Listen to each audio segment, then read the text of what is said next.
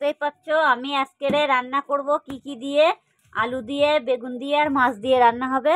ঝটপট, আজকে রাত হয়ে গেছে, কিছু করার নেই, খুব তাড়াতাড়ি রান্না করব। এই দেখতেই পাচ্ছ আমি আলুগুলো কেটে নেব। মাছটা হবে সাইটিং মাছ, দেখো আমি কেটে নিচ্ছি। এই যে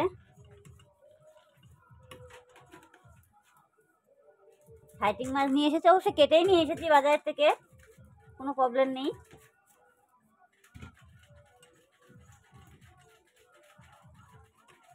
এরকম সাইজের মাছগুলো কেটে কেটে নিয়ে এসেছি, আমি দেখাচ্ছি।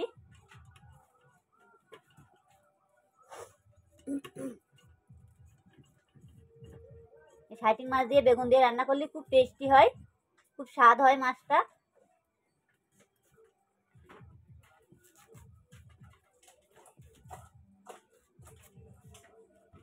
এই দেখো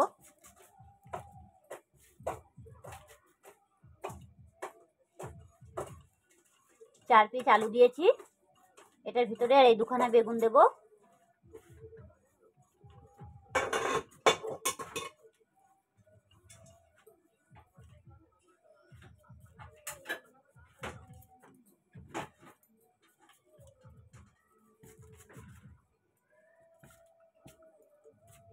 এই যে আলুগুলো কাটা হচ্ছে, দেখতেই পাচ্ছ, দেখো আলু কেটে নিয়েছি।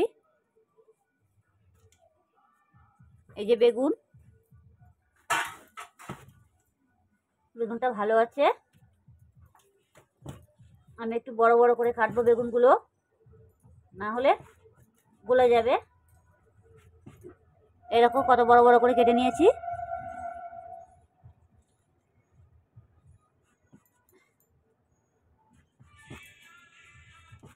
এই দেখো কত বড় বড় করে কেটে নিয়েছি, ছোট ছোট কাটিনি, ছোট ছোট কাটলে পরে গলে যাবে বেগুন মাছের মধ্যে।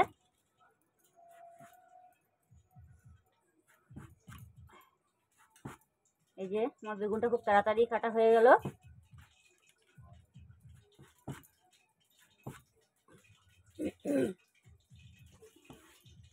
এটাও ভালো আছে। এই দেখো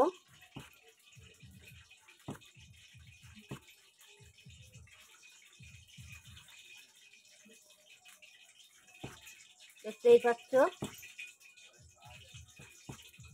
কাটা হয়ে গেছে আমার বেগুনগুলো। এই আলু আর বেগুন কাটা একসঙ্গে কেটে নিয়েছি, এই যে খুব সুন্দরভাবে, দেখতেই পাচ্ছ গোল গোল করে। আলুটা একটু লম্বা লম্বা করে দিয়েছি, কেন মাছ দেবো তো এই কারণে, সের জন্য।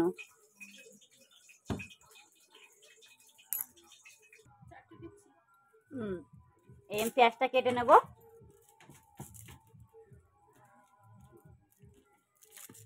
দেখছো আমি পেঁয়াজটা কেটে নিচ্ছি। সাইটিং মাছে একটু পেঁয়াজ দিলে খুব ভালো লাগে।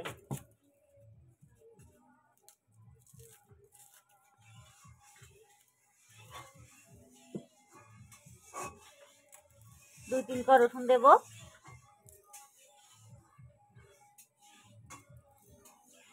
এই যে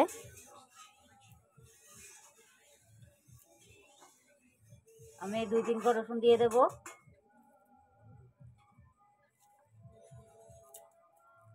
দেখতেই পাচ্ছ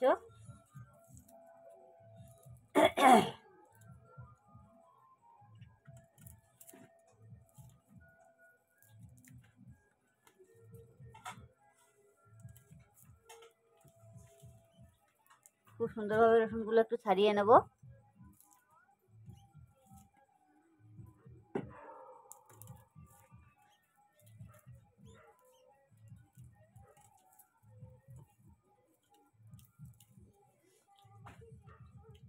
এই যে পেঁয়াজগুলো একটু ধুয়ে নেব আমি।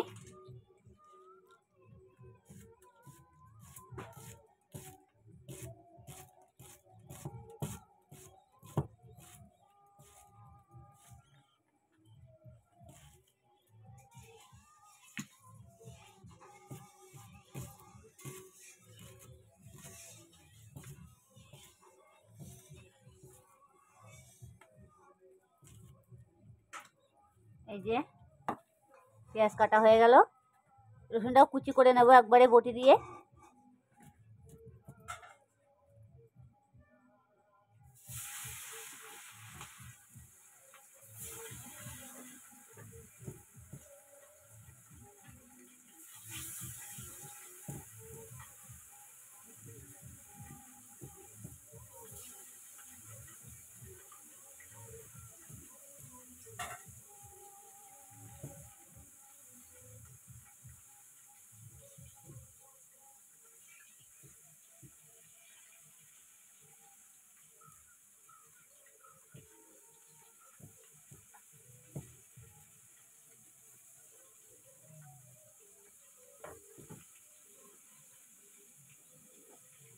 4টে লঙ্কা দেব। আপনারা যেমন লঙ্কা খাবেন তেমন দিতে পারবে, কোনো অসুবিধা নেই। আমি 4খানা লঙ্কা দিয়েছি, আমাদের একটু লঙ্কাটা একটু কম খায়।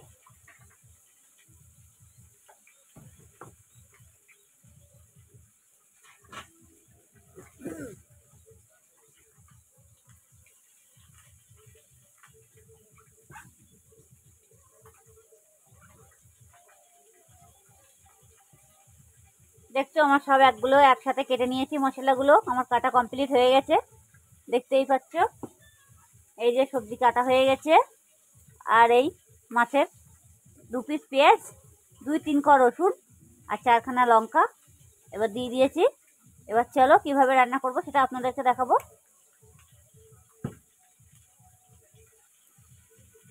হে গাইস, এবার আমি কড়ার ভিতরে কালো জিরে দিয়ে দেব। এই দেখো কালো জিরে দিয়ে দিয়েছি, একটু গোটা জিরে দেবো। হ্যাঁ এই দেখো জিরেটা এই দিয়ে দিয়েছি। এবার আমি পেঁয়াজটা আর লঙ্কাটার মধ্যে দিয়ে দেবো। এই যে বুঝতেই পারছো, এটা ভালো করে লাল লাল করে ভেজে নেব খুব সুন্দরভাবে।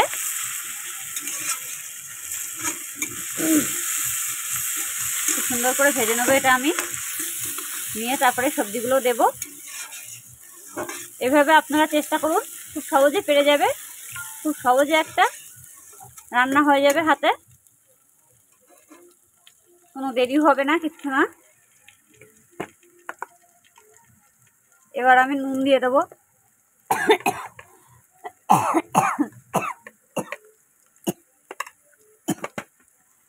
নুনটা সেভাবে দেবে যাতে পুড়ে না যায়, সবজি বুঝে লবণ দেবে। এবার আমি হলুদ দেব,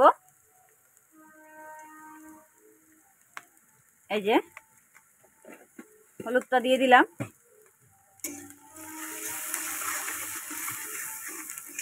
এবার একটু জিরের গুঁড়ো দেব,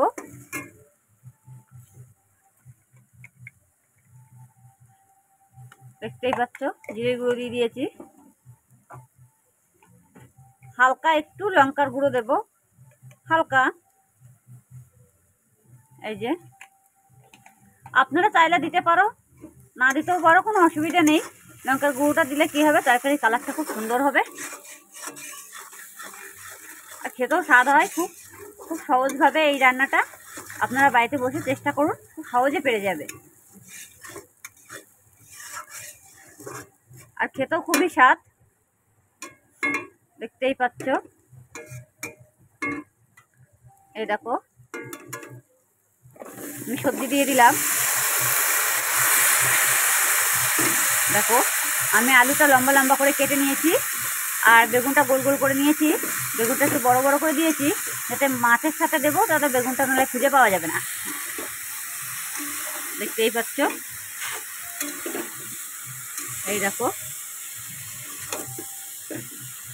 না হলে বেগুনটা খুঁজে পাওয়া যাবে না। একটু কষা করতে হবে ভালো করে।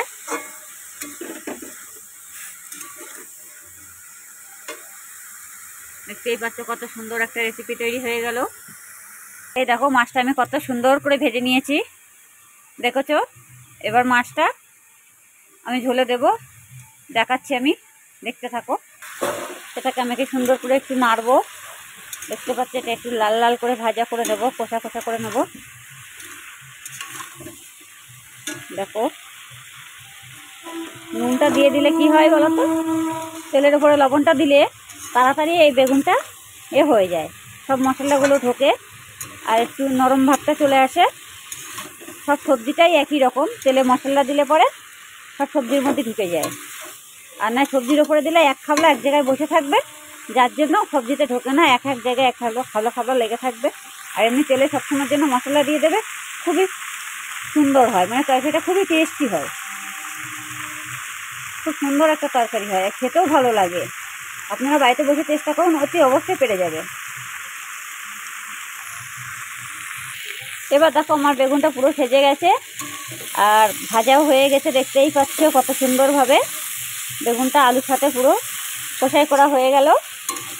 এবার আমি একটু বেগুনটার ভিতরে জল দেব, তাও আরেকটু কষিয়ে নেই, নিলে আরও ভালো লাগবে। যত কষাবা তরকারি তত ভালো লাগে।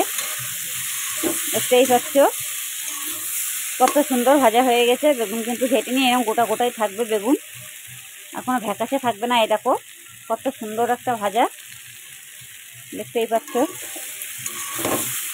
আমার কড়াইতে যা তেল ছিল সেই তেলটা দিয়ে আমি সবজিটা পুরো ভেজে নিলাম খুব সুন্দরভাবে। এই দেখো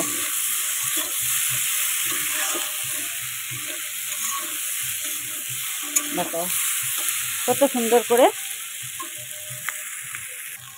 দেখতেই পাচ্ছ আমার সবজিটা পুরো কষাই করা হয়ে গেছে। এবার আমি সবজিটার ভিতরে জল দিয়ে দেবো। এই দেখো আমি সবজির ভিতরে জল দিয়ে দিয়েছি। এবার এটা তরকারিটা ফুটে উঠবে, তারপরে আমি মাছটা দেব। এখান থেকে তোমার 30 মিনিট বাদে দেখাচ্ছি। এটাকে এখন আমি একটু ঢেকে দেবো, তরকারিটা ফুটে উঠুক। কড়াইতে তেল দিয়ে দিয়েছি, দিয়ে মাছটা ভেজে নিচ্ছি। এই যে অবশ্য কড়াইতে তেল দিয়ে দিয়েছি, মাছটা পুরো ভেজে নিয়েছি। এই দেখো এখনও আমার গামলিতে মাছ আছে, সাইটিং মাছ। এই দেখো কত বড় বড়, দেখতেই পাচ্ছ। এই যে মাছটা একটু লাল লাল করে ভেজে নেব খুব সুন্দর করে, দেখতেই পাচ্ছ। খুব তাড়াতাড়ি হয়ে যাবে রান্নাটা, খুব তাড়াতাড়ি রান্না হয়ে যায়। সাইটিং মাছে কাটা কম হয় আর মাছগুলো খুব স্বাদ হয় খেতে। আর ভালো লাগলে অতি অবশ্যই একটা লাইক করে দেবেন। হ্যাঁ গাইস, দেখো আমি একটু গ্যাসটা বাড়িয়ে দেবো না। এই যে আমি একটু গ্যাসটা বাড়িয়ে দিয়ে দিই, তো মাছটা একটু দেখে নেবো আমি, তাহলেও দেখি এই পিঠটা হয়ে গেছে কি না। হ্যাঁ হয়ে গেছে মাছটা। এবার মাছটাকে আমি তুলে নেব।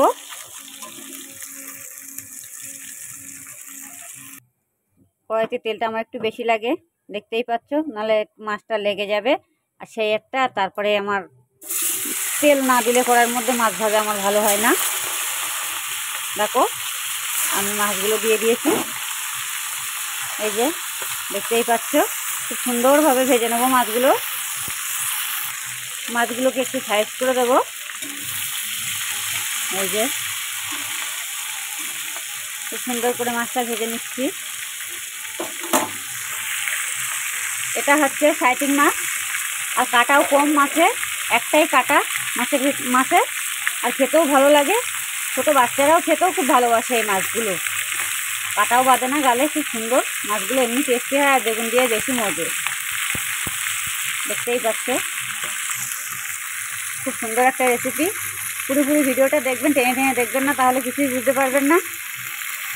তরকারিটা আকলা করে দিয়েছি, দেখতেই পাচ্ছ তরকারির কালারটা কত সুন্দর চলে এসেছে। এবার আমি এর ভিতরে মাছগুলো দিয়ে দেবো একটা একটা করে। মাছগুলো দিয়ে আমি একটু ঢাকা দেব। দেখতেই পাচ্ছ কত সুন্দর কালার চলে এসেছে মাছগুলো। এই যে একটা একটা করে সাজিয়ে দেবো মাছগুলো কড়ার ভিতরে। এই যে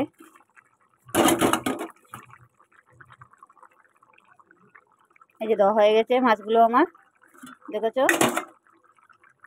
এই দেখো কত সুন্দর করে মাছগুলো দিয়ে দিয়েছি। আমার তরকারির ঝোলটাও গাঢ় গাঢ় হয়ে গেছে, মাছটাও এবার এই ঝোলে ঝোলে হয়ে যাবে।